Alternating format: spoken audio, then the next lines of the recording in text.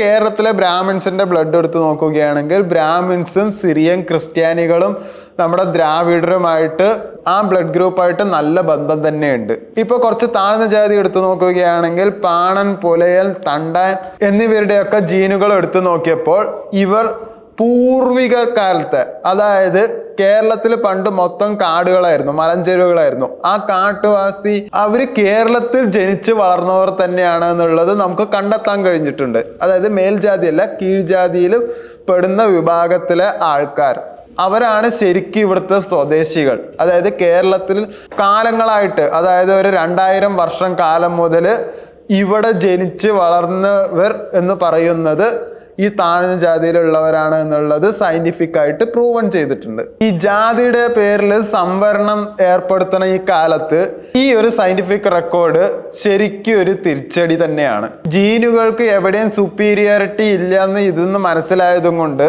ഈ അടിച്ചമർത്തപ്പെട്ട ആളുകൾക്ക് കാലങ്ങളായിട്ട് തന്നെ അവർക്ക് സംവരണം ആവശ്യമാണ് എന്നുള്ളത് ഇതിന്ന് നമുക്ക് മനസ്സിലാക്കാൻ കഴിയും.